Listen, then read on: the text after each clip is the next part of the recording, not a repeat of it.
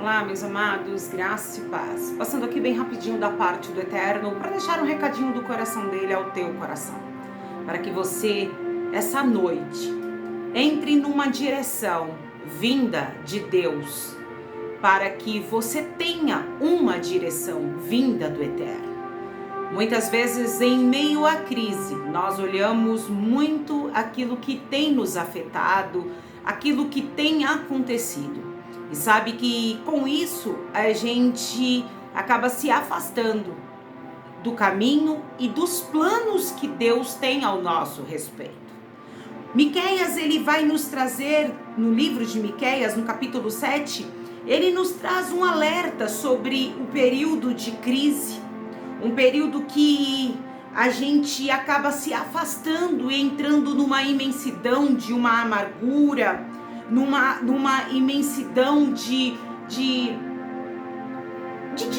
na verdade, de desistência. Eu não queria usar essa palavra, porque quantos de nós já desistimos de algo na nossa vida? Desistimos porque já havíamos perdido o controle e a nossa fé simplesmente acabou diante de uma situação. A situação nos vencera. Eu sei que às vezes, irmãos, eu trago algumas coisas, tem gente que concorda, tem gente que discorda, e eu gosto assim, porque ai de mim, se todos concordassem com o que eu falo, né, estaria errado. Então o amigo é aquele também que nos desperta, mas eu preciso ser sincera com a igreja de Cristo. Eu preciso dizer para você que os dias maus faz parte da nossa vida. Os dias maus fizeram parte do caminho de Jesus. Tão mal que entregou-se num grande madeiro, uma morte terrível, onde o dia tornou-se inclusive em trevas, em noite. Que coisa terrível! Só que foi para um propósito que ele passou aquele processo de dor. Então precisamos entender, eu sei que tem coisas que você e eu passamos pela nossa desobediência, eu sei disso, mas Deus, ele é tão bom, que ele ainda assim nos ensina em meio à nossa rebeldia. Se a gente voltar para o caminho do Senhor, o Senhor nos trata, o Senhor nos livra, o Senhor nos dá novos direcionamentos, o Senhor nos capacita para viver os planos dele. E era isso que Miqueias queria que o povo entendesse. Que o tempo de crise que a nação vivia em meio a uma corrupção moral de Israel. Israel tinha deixado se levar por tudo, politicamente, economicamente, suas crenças, tudo, não é diferente. Não vamos falar do país do outro, vamos falar da nossa casa, do nosso país. Quanta imoralidade, quantos homens e mulheres de Deus, por causa de um trocado, estão assentados na mesa do ímpio. Quantos e quantos deixam de falar a verdade, porque senão a igreja vai ficar vazia. Mas a igreja vai ficar vazia porque eu estou falando a verdade, só que o inferno vai estar cheio. Então é melhor a igreja com meia dúzia, e essa meia dúzia ir para a glória, do que uma igreja cheia e ir para o inferno. O que Miqueias queria que as pessoas entendessem é que em meio à crise, não era para que eles se afastassem de Deus, mas é para que eles se aproximassem do Eterno, com jejum, com oração, com renúncia. Trazendo esta palavra para o tempo de hoje, para o tempo chamado hoje, quando nós entramos em uma situação de crise, onde nós já perdemos o controle de tudo, nós não vamos pegar a nossa Bíblia, colocar no criado mudo e viver a vida do jeito que a gente quer. Pelo contrário, nós vamos abrir a Sagrada Escritura e esperar que o Espírito Santo da verdade nos traga uma palavra revelada da boca de Deus. Miqueias queria que eles entendessem isso. Ali já não havia mais pessoas corretas. As pessoas haviam se corrompido de todas as formas. Praticavam o mal com diligência, ou seja, eles praticavam o mal com amor. Você dá para entender isso? Eles praticavam o mal como se fosse algo natural. Eles tinham prazer em praticar o mal. Tem gente que é assim. Ele levanta-se contra alguém com alegria. Ele ajuda a casa de alguém cair com alegria. Quando ele vê alguém passando por uma situação difícil, ele se alegra. É estranho. E aquele povo, de verdade, eles já estavam assim. A igreja de Cristo encontra-se assim hoje. Quando vê uma porta de uma igreja fechar, quando vê o ministério de alguém se acabar, quando vê um irmão cair em pecado, ao invés de ajudar a tirar da lama, degrine mais a imagem do irmão, sentem prazer em cometer a maldade, sentem prazer em cometer uma fofoca, tiram as coisas dos outros e vão dormir com a cabeça tranquila.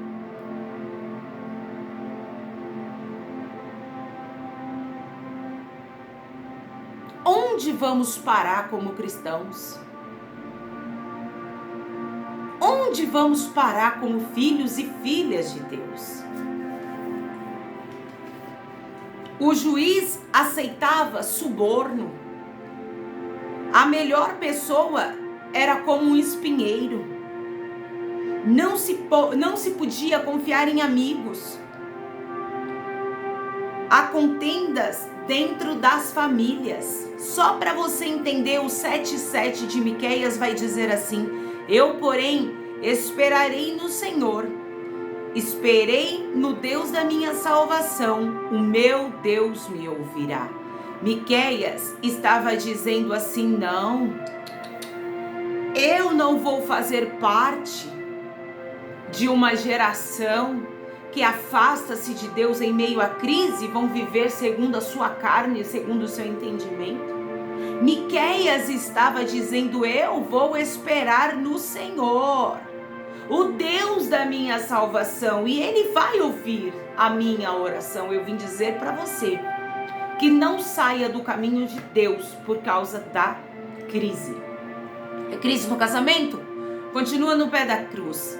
É crise profissional? Continua no pé da cruz. É uma crise financeira? É uma crise ministerial? É uma crise espiritual? É uma crise emocional?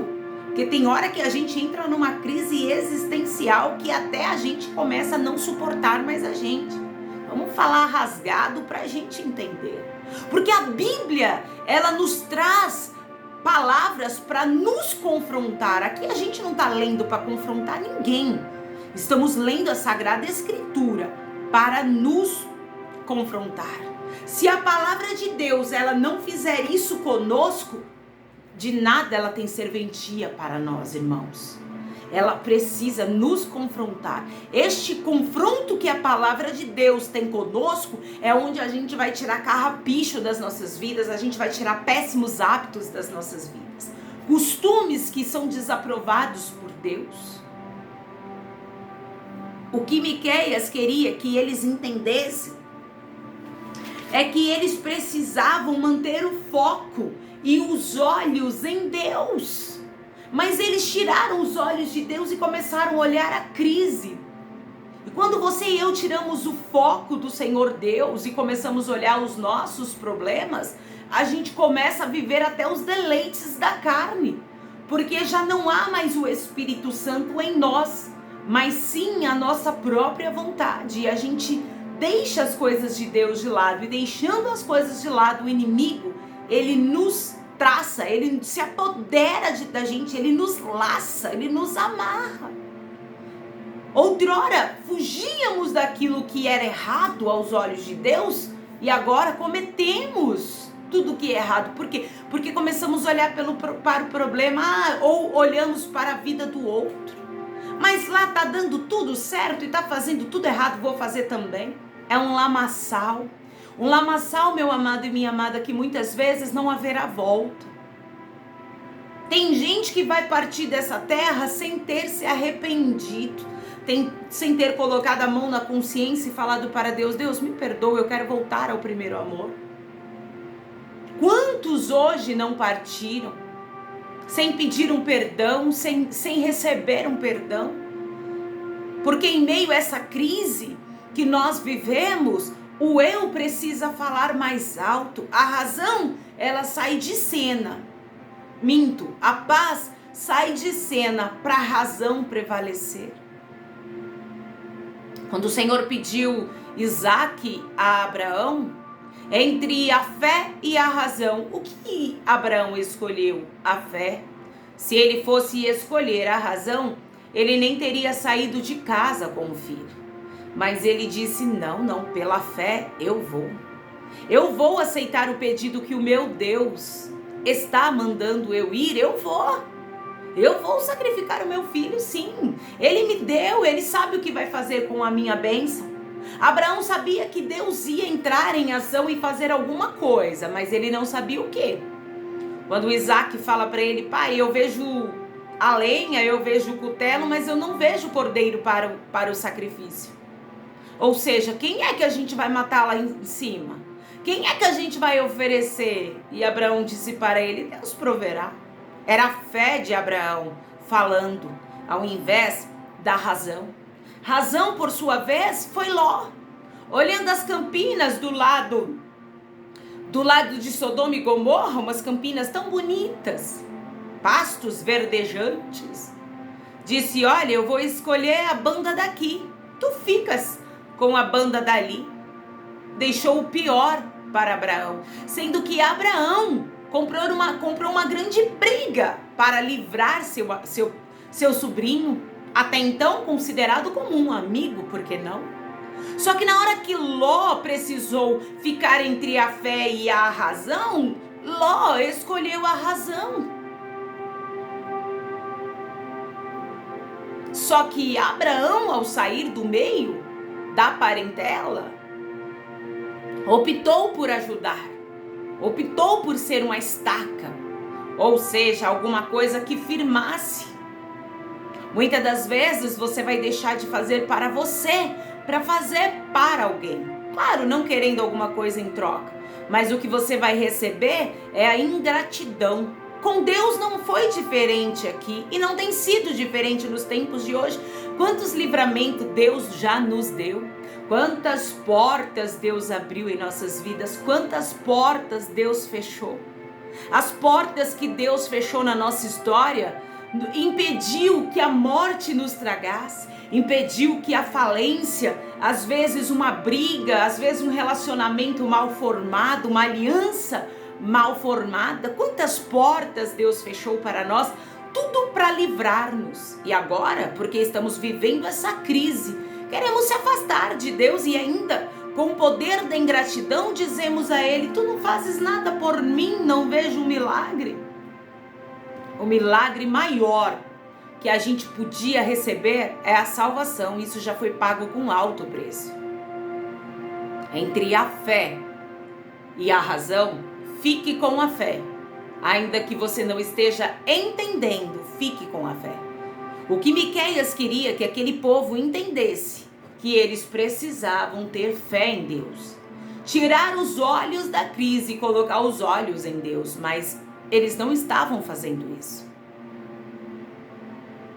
Nós hoje estamos sendo alertados pelo Espírito Santo da verdade a dormirmos numa direção de olharmos para Deus. Ah, mas eu abri a rede social, eu vi uma notícia que eu não gostei, eu vi uma foto que eu não gostei, eu soube de algo que eu não gostei, alguém falou isso, alguém... Olhe para Cristo, não olhe para a crise. Aquilo que não é de Deus também não vai se sustentar lá do outro lado. Deus vai sacudir a poeira e muita coisa vai ser tirada bem para fora. Só que o povo não estava ouvindo o que Deus queria que eles ouvissem. O apóstolo Paulo, digamos assim, a carta aos Hebreus não diz que foi o apóstolo que escrevera, mas alguns atribuem a ele, né, essa carta a ele, por ele ser uma pessoa que usou alguns termos, e nesses termos usados dá a entender que esta carta há uma enorme probabilidade de ser dele. Mas seja lá de quem for, eu vim dizer para você que ele nos instrui a olhar a fé. Ora, a fé é o firme fundamento das coisas que se esperam e a prova das coisas que não se veem. Capítulo 11. Ele diz para nós que a fé é algo que a gente não vê, mas é algo que você e eu precisamos acreditar. Ou seja, ele está dizendo para que a gente olhe para Deus e não para a circunstância. Mas muitas vezes nós olhamos as circunstâncias e deixamos a palavra de Deus para trás. E isso nos leva a entendermos que não estamos firmados em Deus, mas estamos firmados naquilo que nós acreditamos, baseado naquilo que nós vemos. É como se nós disséssemos a Deus assim: olha, sai de cena, Deus, porque eu sei o que eu faço. Olha, sai de cena, Deus, porque o que eu vou arrumar é bem melhor. Olha, Deus, sai de cena porque eu consigo resolver. E quando nós pegamos o problema e nos colocamos diante de Deus, achando que podemos resolver, a gente está dizendo para Deus: não, eu trabalho melhor do que o Senhor, eu sei mais do que o Senhor. Vivemos uma geração onde Deus fecha uma porta, as pessoas saem da igreja. Vivemos uma geração que onde Deus não restitui, não restaura um casamento, uma família, as pessoas mudam de igreja. Não mudam de igreja porque não se identificou com a liturgia, porque cada uma tem a sua, uma corta cabelo, outra não corta, uma gosta de um louvor movimentado, outro um louvor mais quieto, e cada um vai se identificar, né? Com um jeitinho, mas não é por isso. Trocam de igreja porque Jesus não trouxe o meu marido de volta. Eu não vou mais para a igreja porque Deus não libertou o meu filho. Eu não vou mais para a igreja porque Deus levou o meu filho. Quem sabe Deus às vezes permite levar algo melhor, essa pessoa ter ido com salvação do que ter ficado aqui na terra e perdido até a salvação.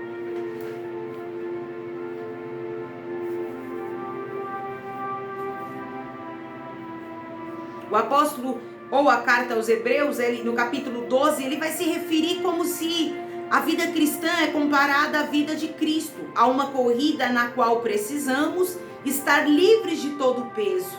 Ao corrê-la, e precisamos olhar firmemente para o autor e consumador da nossa fé.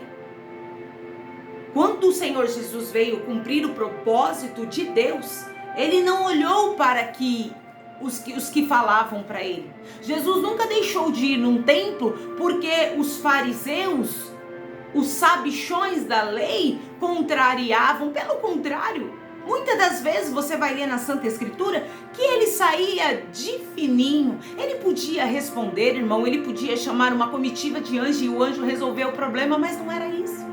Entre a fé e a razão, o Senhor Jesus escolheu a fé, a obediência no Pai. Quando você e eu pararmos e deixarmos a razão de lado e escolhermos a fé, a nossa vida vai tomar um outro rumo. É a nossa. Essa palavra aqui que desce aqui, ela desce do altar de Deus. Ela vai primeiro corrigir a mim, para depois corrigir a igreja. Como eu sempre falo, irmãos, aquilo que não é para nós hoje, talvez vai falar sobre vida profissional, que está falida, a empresa faliu. Aí você fala, mas eu não tenho empresa, então você já entendeu que não é para você. A gente costuma brincar entre os pastores que a palavra de Deus é como um rodízio. Nossa, Você vai num rodízio, tudo te serve naquele dia? Não, porque às vezes você não come uma carne de porco, às vezes você não come uma carne de javali, às vezes você não come uma asinha de frango, ou às vezes aquele dia você não está querendo a palavra do Senhor, é assim. Só que a gente aqui, a palavra de Deus, a gente guarda abastecido, porque amanhã, quando se levantar algo contra nós, a gente vai falar, não, mas o Senhor aquele dia falou na palavra dele.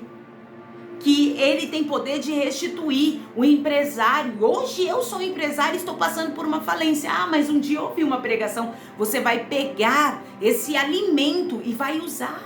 Isso serve para todas as áreas da nossa vida.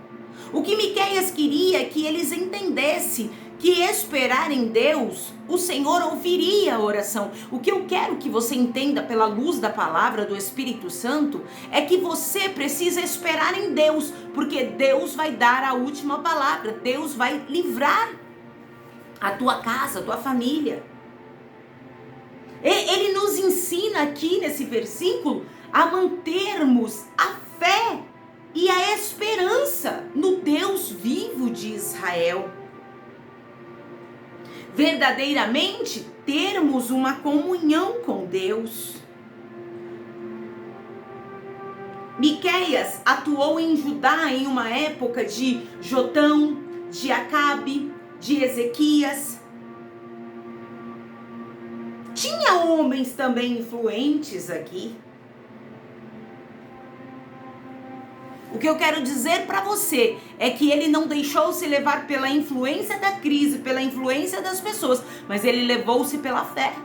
Ao declarar no capítulo 7, do versículo 7, dizendo: eu, porém, esperarei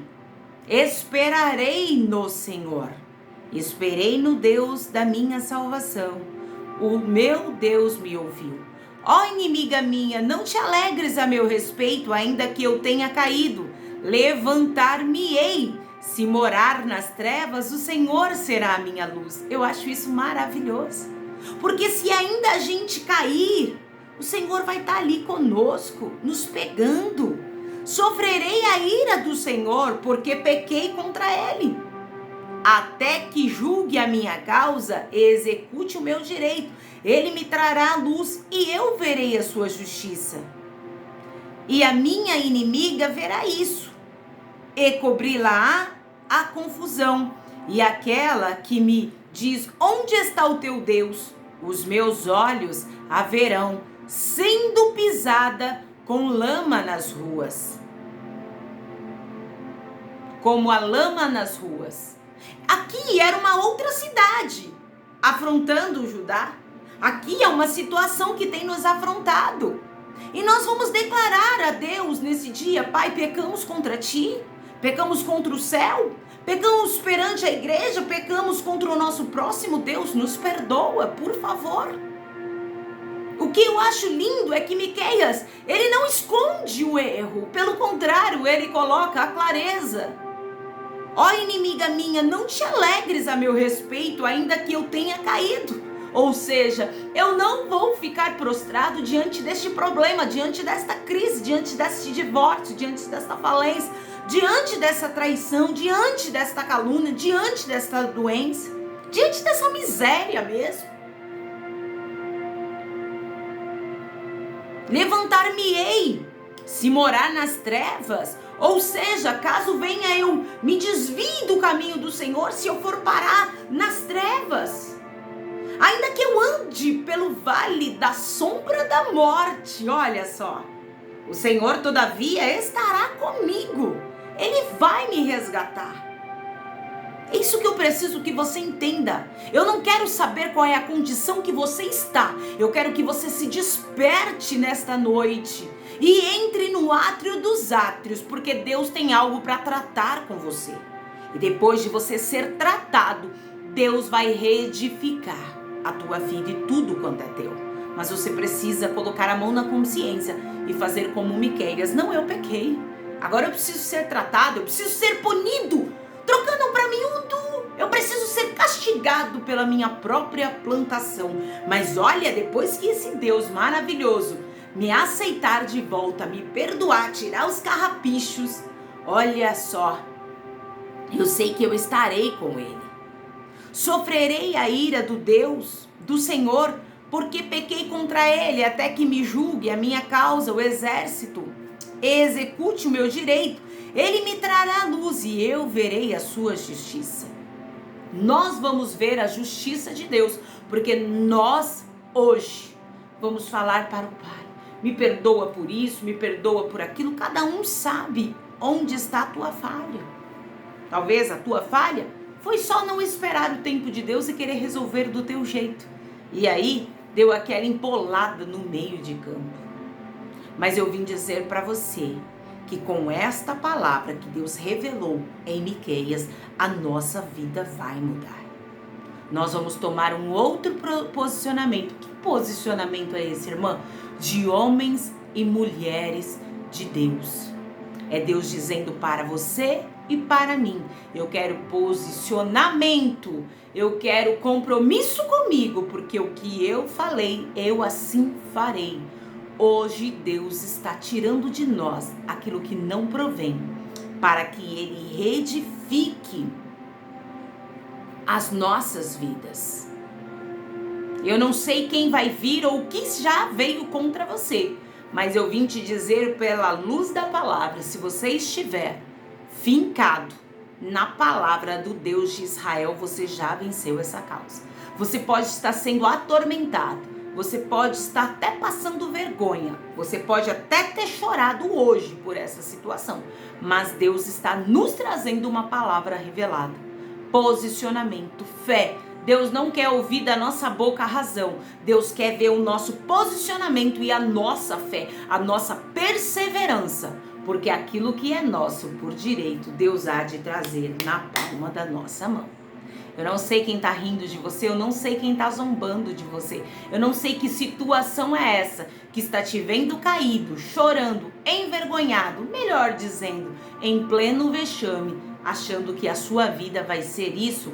Eu não sinto nada em comunicar ao inimigo. A vitória já é tua pelo sangue de Jesus.